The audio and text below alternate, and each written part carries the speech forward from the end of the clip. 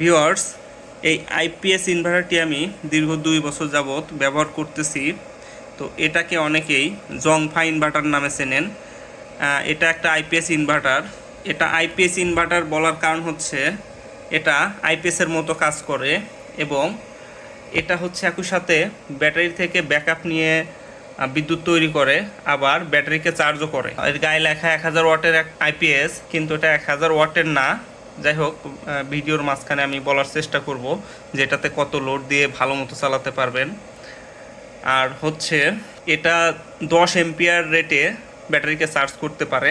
মোটামুটি একটা ভালো কারেন্ট ফ্লোতে ব্যাটারিকে চার্জ করতে পারে, দ্রুত চার্জ হয়। তো আজকের ভিডিওতে আমি যেটা আলোচনা করব যে এ ধরনের আইপিএস ইনভার্টার আপনারা কিভাবে ব্যবহার করলে দীর্ঘদিন ব্যবহার করতে পারবেন মোটামুটি কোনো প্রকার ঝামেলা ছাড়া। আর এই দীর্ঘ 2 বছরে আমি কি ধরনের ঝামেলায় পড়েছি মেইনলি সেটা নিয়ে আলোচনা করব, যে আপনি যদি এই আইপিএসটা বা এই ইনভার্টারটা কেনেন তাহলে কি ঝামেলায় পড়তে পারেন। তো তার আগে আমি আপনাদের একটা জিনিস দেখিয়ে দিতে চাই, সেটা হচ্ছে আমি কিভাবে এই আইপিএসটা আমার বাসার লাইনের সাথে কানেক্ট করেছি। তো চলুন দেখি। এইটা হচ্ছে আমার আইপিএসের ইনপুট সাইড। এইখানে এসি লাইন 220 ভোল্ট মেইন বিদ্যুতের লাইন থেকে ইন করছে এবং এইখানে প্লাস মাইনাস দুইটা ব্যাটারি থেকে ইন করছে। এই যে আমার ব্যাটারি। আর এইখানে দুটা ক্লিপের অপশন দেখা যাচ্ছে, এই দুটা হচ্ছে সোলার দিয়ে চালানো যাবে। আর এখানে একটা ছোট ইউএসবি পোর্ট আছে, এইটা হচ্ছে 5 ভোল্ট ডিসি আউটপুট হয়। এখন ব্যাটারিটা চার্জ হচ্ছে। যাই হোক, আর এই সুইচটা হচ্ছে আপনার এই ইনভার্টারকে অন অফ করার জন্য, মানে এই সুইচ যদি আপনি অফ করে রাখেন তাহলে এই ইনভার্টারটা চার্জ হবে। আউটপুটে হচ্ছে আপনার বিদ্যুৎ থাকলে আউটপুটে বিদ্যুৎও সাপ্লাই দিবে, কিন্তু ব্যাটারি থেকে ব্যাকআপ নিয়ে বিদ্যুৎ তৈরি করবে না এই সুইচটা অফ থাকলে। যাই হোক, এই সুইচটা অফ কন্ডিশন আছে, তারপরেও আমার বিদ্যুতের লাইন না থাকলেও ব্যাটারি থেকে ব্যাকআপ নিয়ে চলবে, কারণ এর ভিতর আমি একটু কাস্টমাইজেশন করছি, রিলে লাগাই দিছি। তো যাই হোক, আর এর পিছন সাইডে হচ্ছে আপনার আউটপুট, মানে নিচের দিকে এই যে একটা 3 পিন সাদা প্লাগ দেখতে পাচ্ছেন, এটা আউটপুট, ওই যে সাদা তারটা। তো এইটা চলে গেছে আমার উপরে। আসে আমি একটু যদি দেখাই আপনাদের, এইটা হচ্ছে আমার ওই ইনভার্টারের আউটপুট 220 ভোল্ট এই বোর্ডে আসছে। এই বোর্ড এবং এই বোর্ড আলাদা। এইটা হচ্ছে মেইন বিদ্যুতের লাইনের বোর্ডটা, আর এটা হচ্ছে আমার ইনভার্টার আউটপুট লাইন। আমি মূলত ইনভার্টার আউটপুট লাইনটা বিদ্যুতের সাথে কানেকশন করিই নাই, এটা সম্পূর্ণ আলাদা রাখছি। এবং এই বোর্ডের ঠিক পিছনে আর একটা বোর্ড আছে, যেখানে ওইরকম একটা রাখছি, মানে অন্য রুমে, আমার 2টা রুমে কানেকশন দেওয়া আছে। তো আমি সেই রুমেও দেখাবো। এইখানে যে লাইনটা, যদিও 2টা পাশাপাশি আছে, কিন্তু ভিতরে এইটার সাথে এটার কোনো কানেকশন নাই। যদি এই পাশের লাইনটা আমি খুলে দেই তাহলে, এবং ব্যাটারির লাইনটা খুলে দেই, তাহলে এই পাশে আমার কোনো বিদ্যুৎ থাকবে না। কিন্তু এই পাশের লাইনটা যদি খুলে দেই, ব্যাটারি থাকলে ইনভার্ট হয়ে বিদ্যুৎ 220 ভোল্ট এইখানে আসবে। তো এই হচ্ছে ব্যাপার। চলুন আমি অন্য রুমে দেখাই দিই ওই রুমে কীরকম কানেকশন দিয়েছি। এইখান থেকে আমি মূলত 2টা ডিভাইস চালাই। একটা হচ্ছে বাতি, এই যে এটা 7 ওয়াটের একটা এলইডি বাল্ব। আমি সরাসরি এই 2 পিন দিয়ে দিছি। আমি চাইলে সুইচের মাধ্যমে দিতে পারতাম। এখানে একটা আমি ফ্যান চালাই 57 ওয়াটের, ধরে নিলাম এটা 60 ওয়াটের একটা ফ্যান, এটাও চালাই। আমি 2টাই এই সকেট দিয়ে চালাই আর কি। তো চলুন অন্য রুমে যাই। তো আমি চলে আসলাম পাশের রুমে। তো এইখানে দেখুন এই বোর্ডগুলো ইন্টারনেট এবং ডিশের লাইনের, এটা স্কিপ করে যাই। এইখানেও সেম একটা বোর্ড ব্যবহার করেছি, এখানেও একটা মাল্টি সকেট বোর্ড ছিল, এটা বাদ দিয়ে আমি এটা লাগাইছি।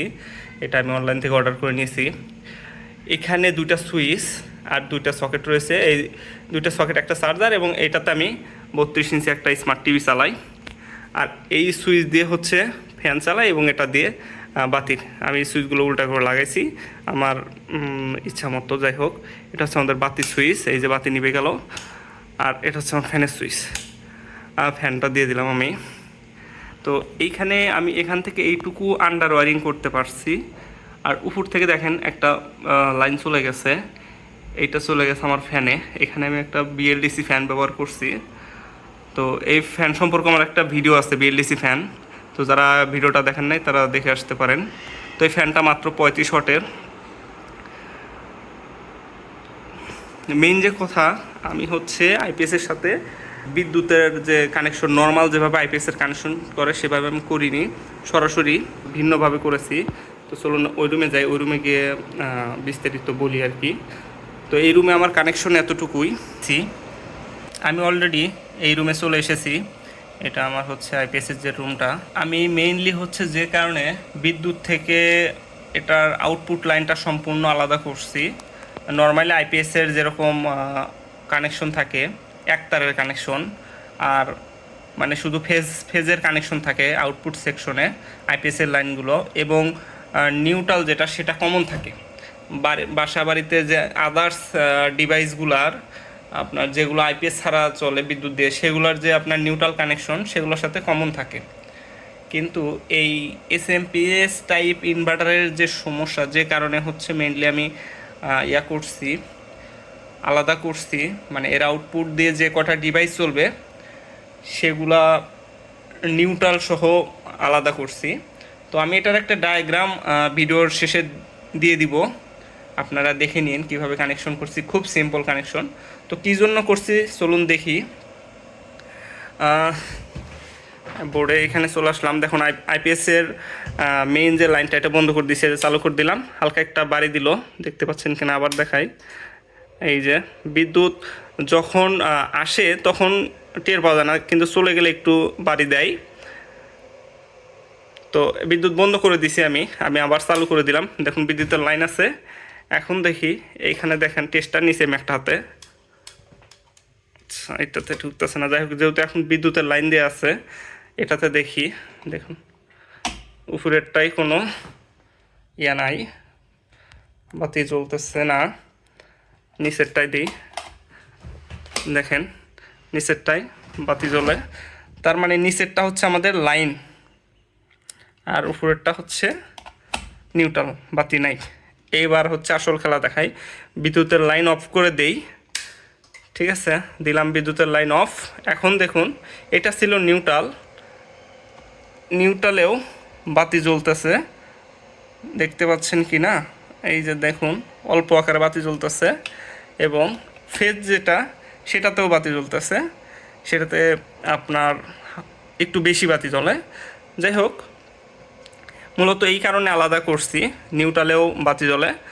যদিও আমি যেখান থেকে কিনেছি সে বেচারা বলছে এটা কোনো সমস্যা না। এবং আমি একবার ট্রাই করছিলাম যে নর্মাল আইপিএসের মতো কানেকশন করার জন্য।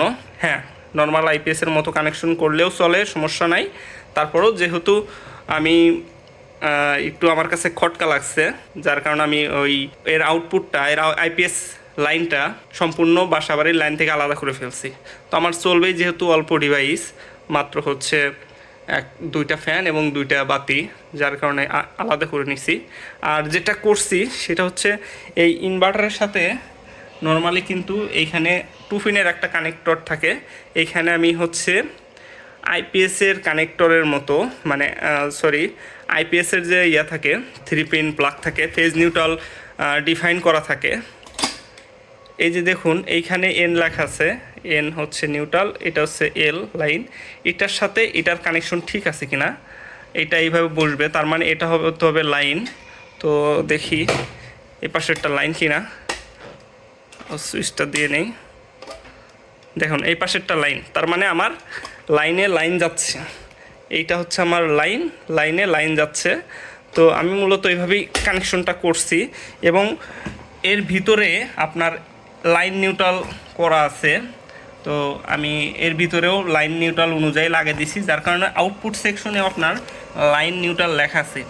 যদিও দুই পাশের বাতি চলবে, তারপরও আপনি চাইলে ওইখান থেকে লাইন নিউট্রাল আলাদা করে আপনি শুধু লাইনটা নিয়ে আইপিএসের কানেকশনগুলো তো দিতে পারেন। এবং এই যে এগুলার যে আপনার নিউট্রাল থাকবে, সব বাসাবাড়ির নিউট্রালের সাথে কানেকশন দিয়ে দিতে পারেন। সমস্যা হবে না আশা করি। তারপর আমার কাছে খটকা লাগছে, এবং আমার যেহেতু অল্প পরিসরে ব্যবহার করা, যার কারণে আমি এটা এইভাবেই রাখছি। তো এইবার আসি আমি এর সাথে কী ধরনের ব্যাটারি ব্যবহার করতেছি এবং কি কি প্রবলেম ফেস করছি 2 বছরে। দেখুন, আমি মূলত এর সাথে 18 থেকে 20 কেজি ওজনের যে পাউডার ব্যাটারিগুলো আছে, এই ব্যাটারিগুলো ব্যবহার করছি।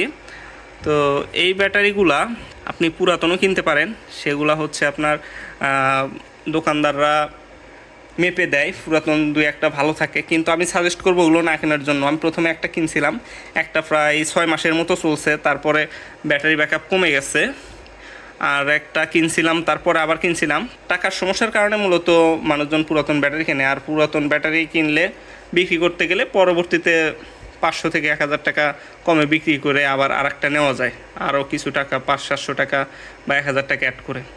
তো হচ্ছে সুবিধা। আর নতুন ব্যাটারি কিনতে গেলে পুরাতন ব্যাটারির প্রায় আপনার 40% বেশি বা 45% বেশি দিয়ে ব্যাটারি নিতে হয়। তো আমি সর্বশেষ একটা নতুন ব্যাটারি নিছি, অরিজিনাল ডিসি কোম্পানির। তো এই ব্যাটারিটা আমাকে ভালো ব্যাকআপ দিচ্ছে, এবং এটা আমি প্রায় 4 মাস প্লাস ব্যবহার করতেছি। এখন পর্যন্ত গরম টরম হয় নাই, খুব ভালো মতো চলতেছে। তবে যেইটা সমস্যা হচ্ছিল সেটা হচ্ছে আপনার ওই পুরাতন ব্যাটারি কিনলে কি হয়, এই আইপিএস ইনভার্টারটা চার্জ দিতেই থাকে এবং এটা গরম হয়ে যায় ব্যাটারি। ঠিক আছে, এ হচ্ছে ঝামেলা। নতুন ব্যাটারির ক্ষেত্রে এরকম হয় না। তবে এই ইনভার্টারটা আমি মাঝে মাঝে ধরুন যে এই গত 2 বছরে 4-5 বার এরকম পাইছি যে ব্যাটারি ফুল চার্জ হয়ে গেছে, ব্যাটারি ফুল চার্জ হয়ে যাওয়ার পরেও সে চার্জ দিতেইছে এমন অবস্থা হয়ে গেছে, সে কোনোভাবেই অটো কাট করতেছে না। তো তখন কি করি, তখন হচ্ছে জাস্ট বিদ্যুতের লাইনটা একবার বন্ধ করে চালু করে দেই। মানে হচ্ছে আমি এই সুইচটা, বিদ্যুতের এই সুইচটা একবার বন্ধ করে চালু করে দিলেই ও হচ্ছে বন্ধ করে চালু করে দিলাম, তখন ও চার্জ দেওয়া বন্ধ করে দিবে। কিন্তু ও অটো যে বন্ধ করে দিবে তা দেয় না। এটা একটু ঝামেলা মনে হয়েছে আমার কাছে। তবে এই ঝামেলাটা সবসময় হয় না। এই ঝামেলাটা আমি যা খেয়াল করছি সেটা হচ্ছে কখন হয়, শুধুমাত্র যখন আপনার ব্যাটারি ধরুন যে দীর্ঘ সময় যাবৎ বিদ্যুৎ নাই, ব্যাটারি থেকে ব্যাকআপ নিয়ে চলতেছে। ধরুন যে আমার এটা প্রায় আমি 12 ঘন্টা পর্যন্ত ব্যাকআপ পাইছি আর কি। এখানে লোডের একটা বিষয় আছে, আমি প্রায় 100 ওয়াট লোড দিয়ে চালাইছি, তো তখন আমি 12 ঘন্টার মতো ব্যাকআপ পাইছি। তো ধরুন যে দীর্ঘ সময় ব্যবহার করার পরে শুধু ব্যাটারির চার্জ যখন একবারে ডাউনের দিকে যাবে তখন হচ্ছে এই ঝামেলাটা হয়। তো যেহেতু সাধারণত ব্যাটারি আপনার ডাউনের দিকে নেই না কখনো বা যায় না, তো এই সমস্যাটা খুব বেশি হয় না। তো মূলত আমি ইনভার্টারের এই সমস্যাটাই পাইছি। আর এই ইনভার্টারটা দীর্ঘ সময় ব্যবহার করার একটা টিপস হচ্ছে যে দীর্ঘদিন ভালোভাবে কীভাবে ব্যবহার করবেন, সেটা হচ্ছে এই ইনভার্টারের গায়ে যতই লেখা থাকবে এটা 1000 ওয়াটের, ভাই ভুলেও এতে 1000 ওয়াটের লোড দিতে যান না, তাহলে আপনার এটা লস প্রজেক্টে চলে যাবে। কারণ এটা 1000 ওয়াটের ইনভার্টার না, এটা চায়না মাল। এটাতে আপনি সর্বোচ্চ আমার আইডিয়াতে 300 ওয়াট লোড দিতে পারেন, যদিও আমি কখনো 160 ওয়াটের বেশি লোড দেই নাই। আমার টিভি ধরেন 40 ওয়াট, ওই ঘরের ফ্যানটা 35 ওয়াট, আর এই ঘরের ফ্যানটা 57 ওয়াট, আর 2 রুমের 2টা বাতি 21-22 ওয়াট। তো মোটামুটি এই হিসাব করলে দেখা যায় যে অ্যাভারেজে 120 ওয়াট থেকে 150 ওয়াটের মতোই হয়। তো এই অল্প ওয়াটে চালাচ্ছি, মানে অল্প লোডে, যার কারণে এটা দীর্ঘদিন ব্যাকআপ পাচ্ছি। আর মেইন আরেকটা বিষয় হচ্ছে এটা যেহেতু একটা কুলিং ফ্যান আছে, ফ্যানের শব্দ পাচ্ছেন কিনা, কুলিং ফ্যানটা ঘোরার ফলে অলরেডি এখানে ময়লা জমে গেছে। এটা ময়লা জমে যায় 2 মাস, 2.5 মাস বা 3 মাস পর পর। এটা খুলে খুব সহজে খোলা যায়, খুলে ময়লাগুলো পরিষ্কার করে দিলে একটু ভালো হয় আর কি। তো মূলত এই ইনভার্টারগুলোতে আপনি যদি অল্প লোড দিয়ে চালাইতে পারেন, মানে আপনার বেসিক যে লোড যেগুলো না চালালেই নয় আপনার, সেগুলো যদি চালান অল্প লোডে, তাহলে হচ্ছে আপনার ইনভার্টারটি দীর্ঘদিন ভালো থাকবে। আর একই সাথে ব্যাটারিও ভালো পারফরমেন্স দিবে। একটা ব্যাটারি থেকে যখন আপনার হাই অ্যাম্পিয়ারে ব্যাটারি ডিসচার্জ করবেন, তখন ব্যাটারির লাইফ টাইম অটোমেটিক একটু কমে আসবে, ব্যাটারির উপর প্রেশার পড়ে যাবে। তো এই হচ্ছে বিষয়। যাই হোক, ভিডিওতে অনেক কথাই বলে ফেললাম। যদি কথাগুলোর মাঝে কোনো তথ্য ভুল দিয়ে থাকি অবশ্যই কমেন্টে জানাবেন।